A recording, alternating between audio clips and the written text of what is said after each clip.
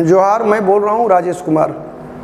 हम लोग बंगाल के बारे में देख रहे हैं और क्रमशः हम लोग जोड़ते चले जा रहे हैं बंगाल की विभिन्न कड़ियों को, जिसमें प्रीवियस वीडियो में हमने देखा था कि पलासी की लड़ाई एक जंग था या एक सुनियोजित षड्यंत्र का परिणाम था। तो आपने देखा कि पलासी की लड़ाई एक सुनियोजित षड्यंत्र का परिणाम था और उसमें हमने ये समझाया था कि क्लाइव ने मीर जाफर को कहा था कि मैं तुम्हें बंगाल का नवाब बनाऊंगा। यही कारण है कि बंगाल का अगला नवाब सिराजुद्दौला के बाद जो कैरेक्टर बना वो कैरेक्टर था मीर जाफर। यारा, मीर जाफर बंगाल का नवाब बना नहीं था, बल्कि बंगाल का नवाब बनाया गया था। यहाँ एक बेहद कंसेप्चुअल पार्ट हम आपको ये बतलाना चाह रहे हैं कि मीर जाफर बंगाल का नवाब जब बनाया गया क्लाइव के द्वारा, तो मीर जाफर के समय में ही क्लाइव का कार्यकाल समाप्त होता है। क्लाइव का कार्यकाल समाप्त होता है और ये वापस लंदन चला जाता है, लेकिन फिर इसकी वापसी होगी। अब इसके जगह पर आता है, क्लाइव के जगह पर अंग्रेजों कंपनी की ओर से जो प्रमुख बना वो वाटसन था। इस वाटसन का जबरदस्त प्रभाव मीर जाफर पर था। मतलब पहले क्लाइव के रहमो करम पर मीर जाफर था, अब वाटसन के रहमो करम पर मीर जाफर है। क्लाइव को खुश करने के लिए मीर जाफर ने इसको बर्दवान का जागीर प्रदान कर दिया कि यहाँ से जो भी इनकम होगा, 24 परगना की जमींदारी प्रदान कर दी और कह दिया कि यहाँ से जो भी इनकम होगा वो इनकम सिर्फ और सिर्फ तुम्हारा होगा। मतलब 24 परगना की जमींदारी किसको दे दी? तो क्लाइव को दे दिया। हमने कहा कि क्लाइव के सहयोग से मीर जाफर बंगाल के नवाब के पद को प्राप्त करता है। क्लाइव की मेहरबानी है मीर जाफर के ऊपर, तो मीर जाफर ने भी क्लाइव को 24 परगना का जागीर प्रदान कर दिया। 24 परगना का इसको जागीर प्रदान कर दिया। क्लाइव का कार्यकाल समाप्त हुआ, ये लंदन चला गया। अब वाटसन आता है, ये वाटसन का कृपा पात्र है और ये जो वाटसन है, ये वाटसन को खुश रखने के लिए मीर जाफर धन पर धन, दौलत पर दौलत दिए जा रहा है। कहा जाता है कि मीर जाफर ने अपनी बीवी के जेवर तक वाटसन को दिए। मीर जाफर को तो प्रारंभिक दौर में लगा कि हम रकम दे देंगे तो रोज रोज के प्रशासन में अंग्रेजों का हस्तक्षेप छूट जाएगा, लेकिन ऐसा नहीं हुआ। हस्तक्षेप एज इट इज बढ़ा और बढ़ता ही चला गया। समस्या बद से बदतर होती ही चली गई। लेकिन मीर जाफर कमजोर दिमाग का आदमी है। इसको और लोग समझाता है कि मीर जाफर तुम बंगाल के नवाब बने नहीं हो, बंगाल के नवाब बनाए गए हो। अंग्रेज तुमको जब चाहेगा तब बंगाल के नवाब के पद से हटा देगा। तो ध्यान रखना कि कमजोर आदमी अगर जबरदस्त डरता है तो तेज तर्रार आदमी से डरता है। और इसके दरबार में 2 कैरेक्टर बेहद टैलेंटेड थे। एक का नाम है राजा राम नारायण और एक का नाम है राय दुर्लभ। तो ये राजा राम नारायण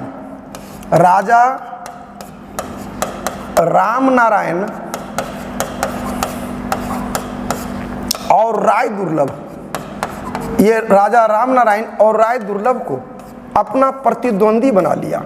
हमने अभी कहा कि मीर जाफर क्लाइव के सहयोग से बंगाल के नवाब के पद को प्राप्त करता है। क्लाइव का कार्यकाल समाप्त होता है, चला जाता है, लेकिन क्लाइव को इसने 24 परगना की जागीर प्रदान की थी। क्लाइव के बाद वाटसन आता है, ये अब वाटसन का कृपा पात्र बना। अपनी गलत नीतियों के कारण राजा राम नारायण और राय दुर्लभ जैसे कट्टर समर्थक तेज तर्रार व्यक्तित्व से मीर जाफर को हाथ धोना पड़ गया। अब जरा से प्रकरण को समझना। अंग्रेजों ने जब 1757 के पलासी के जंग को जीता था, तो यारा 1757 के पलासी के जंग को जीतने से पहले बंगाल में मात्र एक बैंक हुआ करता था। और इस जंग को जीतने के बाद बंगाल पूरे लंदन में, ब्रिटेन में, बंगाल में नहीं, यूरोप में, ब्रिटेन में बैंकिंग प्रणाली की बाढ़ लग गई। इतना रकम भारत से गया। यारा, जिस देश में सोने का सिक्का चलता हो, इमेजिन कर सकते हो उस राष्ट्र में संपदा कितना रहा होगा। कागजी नोट तो अंग्रेजों ने इसीलिए ले चलाया ताकि यहाँ की संपदा को, खासकर सोना चांदी हीरा जेवर जेवरात को ले जा सके। तो एक कंपनी जो ब्रिटिश ईस्ट इंडिया कंपनी है, तो अकेले ये कंपनी नहीं थी, डचों की भी कंपनी थी, स्वीडिश की भी कंपनी है, सारी कंपनियां थी। अब सबों को लगने लगा कि बंगाल में अगर सिराजुद्दौला को हटाकर मीर जाफर को बंगाल का नवाब बनाया गया तो ब्रिटिश ईस्ट इंडिया कंपनी ने अकुत दौलत कमाया। अगर हम मीर जाफर को हटा दें और अपने पसंद के व्यक्ति को बंगाल के नवाब के पद पर बैठा दें तो हम भी बहुत दौलत कमा सकते हैं। ये सोचना था अन्य कंपनियों का, और उन कंपनियों में एक कंपनी है डच। डच को लगा कि हम मीर जाफर को अब हम हटाते हैं, लेकिन सच सच बतलाना यारा, मीर जाफर है। मीर जाफर तो बंगाल का नवाब के पद पर अंग्रेजों का एक मोहरा है। अगर मीर जाफर को टच करते हो इसका मतलब हो गया कि आप अंग्रेज की शक्ति को ललकारते हो, और यही हुआ। यहीं पर डच और अंग्रेजों के बीच 1759 में बेशुमार इंपॉर्टेंट डेट है। 1759 में वेदरा के मैदान में एक जंग लड़ा जाता है, और इसी वेदरा के मैदान में हुए जंग में डचों का समूल नाश हो जाता है, और इसके बाद डच ईस्ट इंडिया कंपनी को भारत से पलायन करना पड़ जाता है। आपने मीर जाफर में क्या क्या पढ़ा कि क्लाइव की कृपा से ये बंगाल का नवाब बनता है, क्लाइव को 24 परगना का जागीर देता है, अपनी गलत नीतियों के कारण राजा राम नारायण और राय दुर्लभ को दुखी कर देता है। फिर हम बोले डचों के साथ 1759 में वेदरा का युद्ध होता है, और इस जंग में हारने के बाद डचों की शक्ति का नाश हो जाता है, भारत से डच पलायन कर जाते हैं। अब जरा कहानी को हम आगे बढ़ा रहे हैं। ये जो वाटसन है इसका दबाव मीर जाफर पर चरम पर है। मतलब अंग्रेजों के माथा में भी दर्द हो तो उसके लिए दवा चाहिए बंगाल के नवाब के से ही। आज ये भी देते देते थक चुका था। आवाम की आम जनता की निगाह में मीर जाफर ही बंगाल का नवाब था, लेकिन बंगाल का नवाब मीर जाफर जानता था कि मेरा भी बाप अंग्रेज है। वो अंग्रेजों के इशारे पर नाच रहा है। यारा दौलत पर दौलत अंग्रेज मांगे जा रहे थे, लाई तो लाई कहाँ से? इसके पास तो एक ही स्रोत है, जनता के ऊपर टैक्स के बोझ को लादना। लेकिन कोई भी चीज़ का लिमिट होता है। पहले तो ये कभी इसके जुबान में ना शब्द तो था ही नहीं। अब धीरे धीरे ये भी मूड़ी ढूंढना शुरू किया, माथा ढूंढना शुरू किया कि नहीं अब नहीं कर पाएंगे। अब अंग्रेजों को लगने लगा कि मीर जाफर तो बासी आइटम है, इसको रख के हम करेंगे क्या। अब उसको तलाश थी बंगाल के में एक ऐसे मोहरे की जो उसके अनुसार चले, उसके लिए चले, जो वो कहे वो सुने, और इसमें कोई और नहीं। इसी मीर जाफर का अपना दामाद जिसका नाम है मीर कासिम, उसी मीर कासिम को बंगाल का नवाब बनाया जाता है। तो अभी तुम लोगों ने मीर जाफर में जो पढ़ा उसका PDF तुम्हारे सामने है। इसके ऊपर वाटसन का प्रभाव था। क्लाइव को इसने 24 परगना का जमींदारी प्रदान की। हाँ, इसको आलमगीर द्वितीय से उमरा की उपाधि भी दिलवाया था क्लाइव को। डचों का पतन वेदरा के युद्ध में 1759 में हुआ। वेदरा के युद्ध में कर्नल फोबोर्ट मोर्चे पर भेजा गया था। राजा राम नारायण और राय दुर्लभ को अपना विरोधी बना लिया था। मीर जाफर को ही क्लाइव का गिद्दड़ कहा जाता है। मीर जाफर को ही क्लाइव का गिद्दड़ कहा जाता है। 1760 के वर्ष को शांतिपूर्ण क्रांति का वर्ष भी कहा जाता है, क्योंकि सारी बड़ी बड़ी शक्तियों को अंग्रेजों ने मेट के रख दिया था। अब मीर जाफर के बाद बंगाल का जो नवाब बनेगा वो बनेगा कौन? तो अभी हमने कहा कि बंगाल के नवाब के पद पर आएगा मीर कासिम। तो यहाँ से हम लोग अब एक नए कैरेक्टर की ओर बढ़ते हैं। PDF भी दिखाते जाएंगे, स्पीच सुनते चलो, कंपटीशन के लिए पढ़ रहे हो। तो अब जो कैरेक्टर आया वो कैरेक्टर है कौन? मीर कासिम। अभी हमने मीर जाफर के बारे में क्या क्या कहा कि मीर जाफर क्लाइव के सहयोग से बना, वाटसन का कृपा पात्र बना रहा, क्लाइव का गिदड़ कहा गया, क्लाइव को 24 परगना का जागीर प्रदान किया, क्लाइव को 24 परगना का जमींदारी जागीर प्रदान किया, उमरा की उपाधि दिलाया, वेदरा के युद्ध में अंग्रेजों को इसका डचों का समूल नष्ट कर दिया। अब बंगाल के नवाब के पद पर मीर कासिम को बैठाया जाता है। मीर कासिम भी बढ़िया से जानता है कि मैं बंगाल के नवाब के पद पर बना नहीं हूं बल्कि बनाया गया हूं। इसलिए मीर कासिम तेज तरार युवा है, यारा बंदा है, दामाद है मीर जाफर का। तो तय है कि मीर जाफर से तो ज्यादा जवान हो गए। इसने अपने साम्राज्य का 3 इलाका दिया, बर्दवान,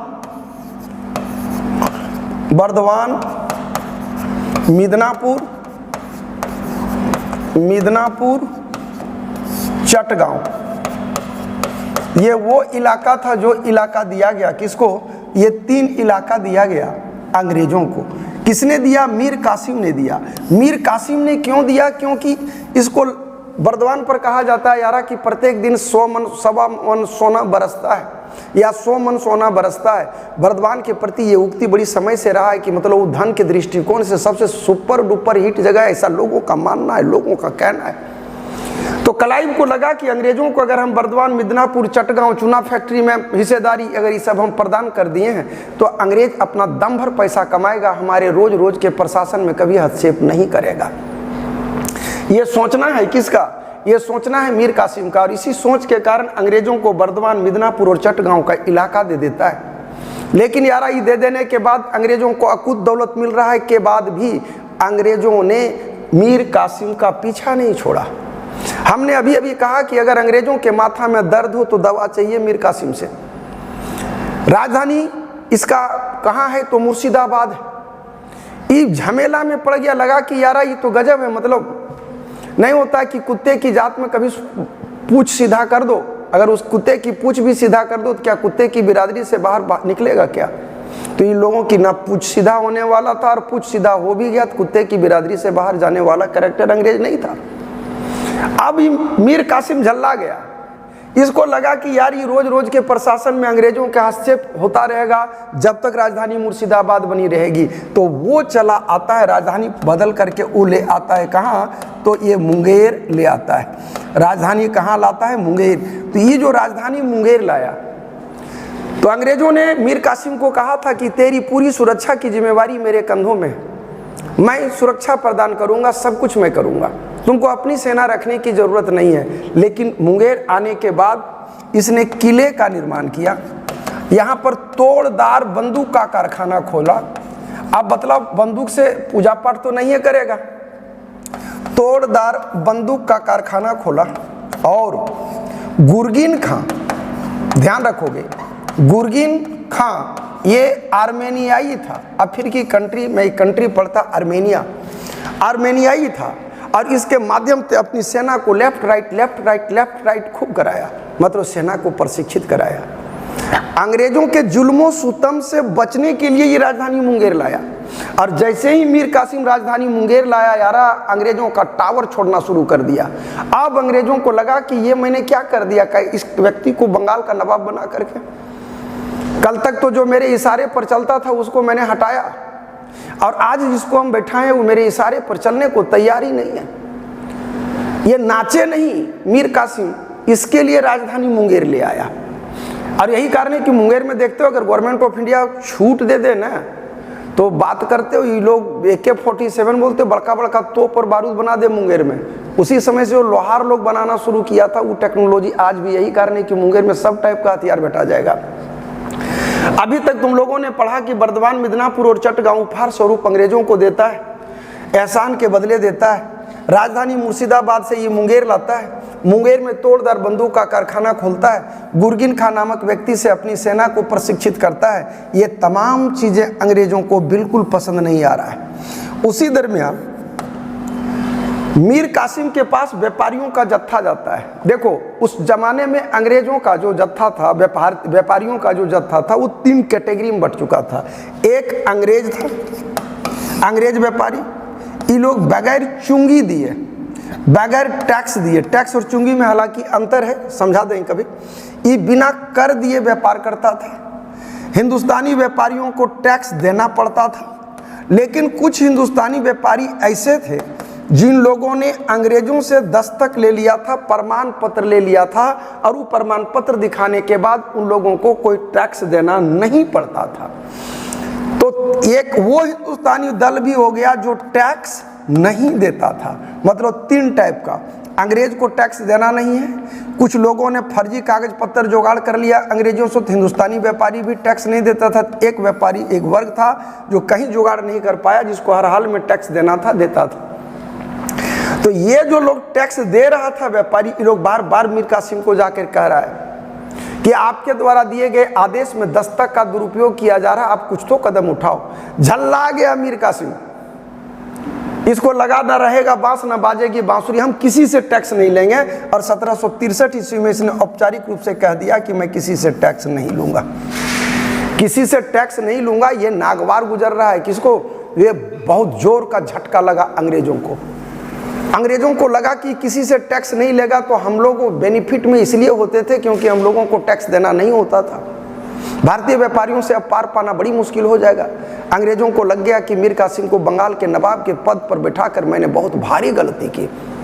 आनंद फानन में 1763 में मीर कासिम को बंगाल के नवाब के पद से हटा दिए जाने की घोषणा कर दी गई। उस वक्त मीर कासिम कलकत्ता में ही था। वो कलकत्ता से भागता हुआ मीर कासिम पटना को आया। ये पटना को आया। पटना का प्रभारी उन दिनों एलिस था।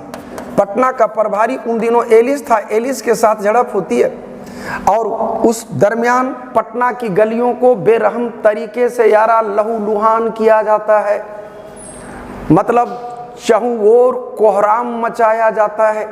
परिस्थितियां बद से बदतर हो जाती है। लूट पाट की घटना चरम रूप को छू जाता है। यही कारण है कि स्पीयर ने इस कालखंड को खुली और बेशर्म लूट का काल कहा है। खुली और बेशर्म लूट का काल कहा है। एक कथन है स्पीयर का। इन तमाम घटनाओं ने जो मीर कासिम के साथ तुम लोगों ने देखा, अब चूंकि बंगाल के नवाब के पद से मीर कासिम को भगाया जा चुका है, मीर कासिम क्या करता है? पटना से भागता हुआ करमनासा नदी को पार करता है। पटना से भागता हुआ वो करमनासा नदी को पार करता है और करमनासा नदी को पार करके वो सीधे चला जाता है किसके पास? तो वो चला आता है लखनऊ के नवाब, अवध के नवाब सुजाऊ दौला के पास। ध्यान रखना, सिराजू नहीं बोल रहे हैं हम, सू बोल रहे हैं। सुजाउद दौला के पास। तो ये जो सुजाऊ दौला के पास आता है, ये सुजाऊ दौला के पास पहुंच जाता है कौन? तो ये पहुंच जाता है मीर कासिम। और सुजाऊ दौला को सिंपल लैंग्वेज में उसको समझाता है कि यारा अंग्रेजों ने हमसे हमारी सत्ता छीन ली।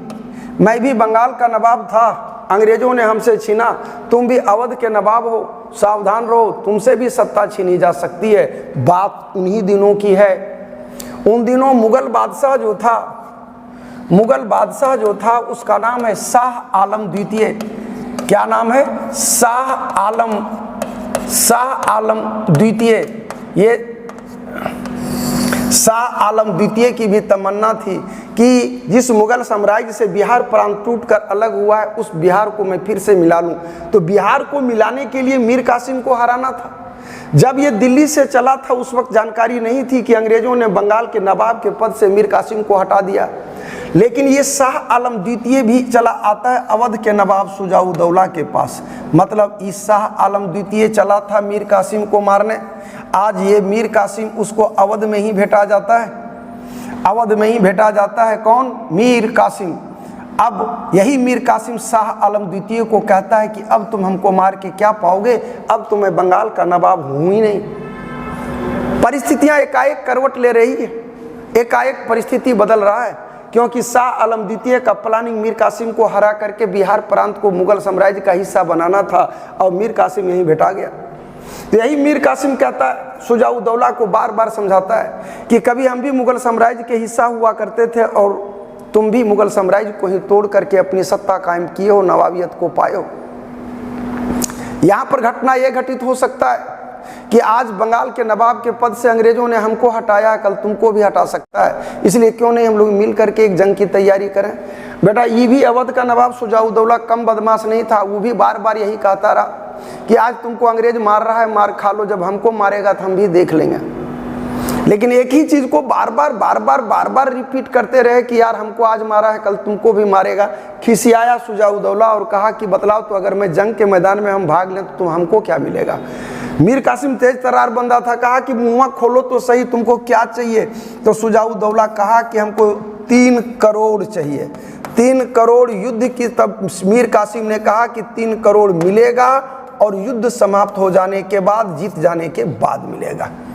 दूसरा चीज उसने कहा कि 11 लाख रुपया प्रति माह सैनिक खर्च के रूप में देना होगा। 11 लाख रुपया तुमको प्रति माह सैनिक खर्च के रूप में देना होगा। 11 लाख रुपया प्रति माह सैनिक खर्च के रूप में देना होगा। इसको भी मीर कासिम ने कहा कि तथास्तु, हमने तुमको दिया। ये दोनों के बीच पैकेजिंग हो गया। शाह आलम द्वितीय को लगा कि जब दो पावरफुल शख्सियत मिल रहा है तो अगर हम भी मिल जाएं तो जीत तो सुनिश्चित है। यारा, इसी को कहा जाता है अति आत्मविश्वास। शाह आलम द्वितीय ने कहा कि हमको बिहार चाहिए, हम भी जंग के मैदान में भाग लेंगे। और इस प्रकार जंग से पूर्व इन तीनों के बीच एक पैकेजिंग बनता है। वो पैकेजिंग था 3 करोड़, जंग जीतने के बाद 11 लाख रुपया प्रति माह सैनिक खर्च और बिहार प्रांत दिया जाएगा। ये तीनों की गठबंधन की सेना तैयार हो जाती है, शाह आलम द्वितीय, शुजा-उद-दौला और मीर कासिम। तो शुजा-उद-दौला ने मीर कासिम को समझाया कि वर्षा ऋतु समाप्त हो जाने दो, उसके बाद जंग लड़ा जाएगा। वर्षा ऋतु समाप्त होने के बाद जंग लड़ा जाएगा, लेकिन ध्यान रखना, वर्षा ऋतु समाप्त होगा उसके बाद जंग लड़ा जाएगा। तो मीर कासिम का कहना था कि यारा, पूर्वी भारत से हम, उत्तर भारत से तुम दोनों, मुगल बादशाह शाह आलम द्वितीय, अवध का नवाब शुजा-उद-दौला, इतनी बड़ी शख्सियत जब तीनों एक प्लेटफॉर्म पर आएंगे तो अंग्रेजों की औकात कहाँ है कि हमारे सामने जरा सा भी टिक पाएगा। मीर कासिम जल्दबाजी में था और मीर कासिम ने तुरंत अंग्रेजों को लव लेटर थमा दिया। और अब जंग का मैदान निर्धारित हुआ बक्सर। और इसी बक्सर के मैदान में 1764 में दोनों की सेना आ डटी। 1764 में बक्सर के मैदान में, तो बक्सर के मैदान में 1764 में ये तीनों की सेना आ डटी है, क्योंकि मीर कासिम फटाक से अंग्रेजों को सूचना दिया, यही सोच के कि जंग के मैदान में निर्णायक जंग होने में ज़्यादा वक्त लगेगा नहीं। हालांकि शुजा-उद-दौला बार बार मीर कासिम को समझा रहा है कि जंग मत लड़ो, क्योंकि वर्षा ऋतु आरंभ होगा तो गोला दागने पर एक भी गोला फटेगा नहीं। लेकिन इसकी बात को मानने और सुनने को कोई किसी भी कीमत पर तैयार नहीं है। और लेकिन वही हुआ, बक्सर के किला में पूरी तैयारी भले की जा चुकी है, लेकिन उसी दरमियान वहाँ जो झमाझम बारिश होना शुरू होता है, वो कह सकते हो कि पूरे अरमानों के ऊपर पानी फेर देता है। परिस्थिति ऐसी हो जाती है कि गोला दागना बड़ा मुश्किल हो जाता है। जंग को टाल दिया गया और ऐसे 4 महीना तक अटका रहा। अब शुजा-उद-दौला मांगना शुरू किया मीर कासिम से कि 11 लाख रुपया प्रति महीना जो देना है वो दो। यारा, 11 लाख रुपया प्रति महीना दे पाना उसके बलबूते के बाहर की बात थी। शुरू में तो टालता रहा, लास्ट में सीधे कहा कि यार मैं भाग के आया हूँ, मैं खजाना लेके नहीं आया हूँ। सो ऐसा करो कि जंग लड़ना है तो लड़ो, नहीं लड़ना है तो छोड़ो। मतलब ये कहानी है बेबसी की, ये कहानी है लाचारी की। युद्ध की घोषणा करने के बाद नहीं जंग लड़ने पर यूं भी व्यक्ति हारा हुआ माना जाता है। और इसी बेबसी के बीच शुजा-उद-दौला जंग में शरीक हो चुका था। जंग लड़ना इसके लिए एक प्रकार से मजबूरी बन चुका था। परिणाम यह हुआ कि अब जो है परिणाम क्या होगा, तो ये जानते हो, शुजा-उद-दौला मीर कासिम को बक्सर के किले के अंडरग्राउंड तरहरे में जो रूम था वहाँ लॉक कर दिया, इस उम्मीद के साथ कि बेटा को बाद में सलटेंगे, मस्त होके सलटेंगे। लेकिन इसी बीच घटना क्या घटित हो जाता है? घटना ये घटित हो जाता है कि मीर कासिम भी कम शातिर नहीं था। वो भी गेट कीपर को हड़काता है कि 2 नवाबों के बीच मजाक चल रहा था, तुमने दरवाजा लगाया कैसे? और वहां से जो भागता है बाबू पैदले दिल्ली आ जाता है। ध्यान रखना, मैं ये पूरी कहानी समझाने के पीछे उद्देश्य यह है कि मीर कासिम जंग के मैदान में जंग लड़ा नहीं था, उसके चंद सैनिक लड़े थे। और इस जब आरंभ होता है बक्सर के मैदान में, जब अंग्रेजों के सेना का सेनापति है हेक्टर मुनरो, जबरदस्त पूछा जाने वाला क्वेश्चन है ये। हेक्टर मुनरो यारा, इसके पास सैन्य क्षमता कम थी, 50,000 के आसपास सैनिक थे, लेकिन पूरी ईमानदारी, निष्ठा और वफादारी के साथ ये जंग को लड़ता है। इसकी सेना सुसज्जित और अनुशासित थी। और ये तीनों की जो सेना थी एक प्रकार से भेड़ चाल वाली सेना थी। ये तीनों की हार हो जाती है और यहीं पर एक संधि होती है, जो संधि कहलाता है इलाहाबाद की संधि। ध्यान रखना, इलाहाबाद की संधि कह सकते हो कि भारत के इतिहास में अंग्रेजों ने भारतीयों की हथेली में दास्ता शब्द लिख दिया। ये क्वेश्चन खूब पूछता है। इसमें तुमको यही प्रमाणित करना है कि हिंदुस्तान की जितनी टॉप मोस्ट शक्तियां थी उन शक्तियों का विनाश हो चुका है। भारत में ब्रिटिश ईस्ट इंडिया कंपनी को चुनौती देने वाला अब दूजा कोई कैरेक्टर बचा ही नहीं जो अंग्रेजों की शक्ति को किसी भी कीमत पर चुनौती दे सके। यही कारण था कि अब भारत को गुलाम होने से कोई रोक नहीं सकता था। लेकिन बहुत बार मानस पटल पर यह सवाल पैदा होता है कि लोग जंग को जीतता था, सत्ता अपने हाथ में लेता क्यों नहीं था? क्योंकि भारत के कल्चर को ये लोग जानता नहीं था। अगर सत्ता हाथ में ले लेता और अपने अनुरूप शासन करना आरंभ करता, और अगर उसकी नीतियों का लोग अगर विरोध करते तो जन विद्रोह की परिस्थिति पैदा हो जाती। इसलिए वो लोग करता क्या था, किसी भारतीय चेहरा को ही शासक बनाता था और अपनी नीतियों को लागू करता था। और जैसे ही उसको ये आभास हो जाता था कि हमारी पूरी नीतियां लागू हो चुकी, अगर मैं शासक होता, शासन करता तो इन्हीं नीतियों के तहत करता, तो जैसे ही उसको इस बात का आभास होता वैसे ही वहाँ के शासकों की सत्ता को समाप्त कर दी जाती और अंग्रेज अपने हाथ में सत्ता ले लेता। यही आगे का भी कंसेप्ट है। इलाहाबाद की संधि के तहत 26 लाख रुपया शाह आलम द्वितीय को दिया गया, मुगल बादशाह शाह आलम द्वितीय को। इसको कड़ा और इलाहाबाद का इलाका इसको दिया गया कि यहाँ पर तुम शासन करो। दिल्ली जाने पर रोक लगा दिया गया। बलवंत सिंह एक जमींदार था जो अंग्रेजों को सहयोग किया था, बलवंत सिंह को जमींदारी दे दी गई। अंदर की बात, लेकिन बड़ी महत्वपूर्ण बात, शाह आलम द्वितीय अंग्रेजों की ओर से भी बक्सर के मैदान में लड़ा था। मतलब दोनों की ओर से लड़ने वाला कैरेक्टर शाह आलम द्वितीय था। अब इसको तुम लोग PDF में देख लो, सारा कुछ मिलता चला जाएगा। मीर कासिम उपहार के बदले पुरस्कार में बर्दवान, मिदनापुर और चटगांव, बर्दवान, मिदनापुर और चटगांव का इलाका दिया। राजधानी मुर्शिदाबाद से मुंगेर लाया। तोप तथा तोड़दार बंदूक का कारखाना मुंगेर में खोला। शाह आलम द्वितीय के आक्रमण को मेजर कार्नक के माध्यम से असफल किया। 1763 में तमाम चुंगी को समाप्त कर दिया। पटना का हत्याकांड 1763 का है। स्पीयर ने कहा था खुली और बेशर्म लूट का काल। अपनी सेना को गुरगिन खान नामक आर्मेनियाई अधिकारी से प्रशिक्षित कराया। ये कर्मनाशा नदी को पार करके इलाहाबाद को जाता है, अवध को जाता है। और वही युद्ध के पूर्व अभी जो हमने समझाया, कासिम और सुजाउद्दौला के मध्य संधि होती है। 11 लाख रुपया प्रति माह, सफल समापन पर 3 करोड़ बिहार अवध को दिया जाएगा। बक्सर के युद्ध के पूर्व मीर कासिम अंग्रेजों के हाथों 3 बार ही पहले भी हार चुका था। करवा का युद्ध, गिरिया का युद्ध, उधनौला का युद्ध, ठीक है। बक्सर के युद्ध के पूर्व अंग्रेजों ने अवध के नवाब की सेना से असद खां, रोहतास के सूबेदार साहूमल, जैनुल आबदीन, इन लोगों को धन का लालच देकर के अंग्रेजों ने बक्सर के युद्ध के पूर्व से अवध के नवाब से इन तीनों कैरेक्टर को, असद खां को, सूबेदार साहूमल को और जैन उल आबिदीन को, इन तमाम कैरेक्टर को तोड़ करके अवध के शासक को एक तरह से आंतरिक रूप से कमजोर कर दिया था। बक्सर की लड़ाई 23 अक्टूबर 1764 को होता है। अंग्रेजी सेना का नेतृत्व करता हेक्टर मुनरो होता है। दूसरे पक्ष में मीर कासिम, सुजाउद्दौला और शाह आलम द्वितीय है। संयुक्त सेना की हार होती है और यहीं पर 16 अगस्त 1765 और 12 अगस्त 1765 को ये 2 संधि होती है।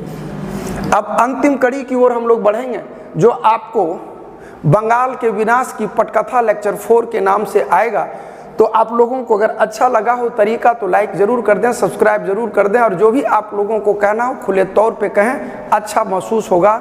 और कुछ सुझाव देना होगा तो उसको हम सुधारने की कोशिश करेंगे। पहली बार YouTube के चैनल पर हम बहुत दिल से उतरे हैं। इन्हीं शब्दों के साथ जय हिंद, जय भारत।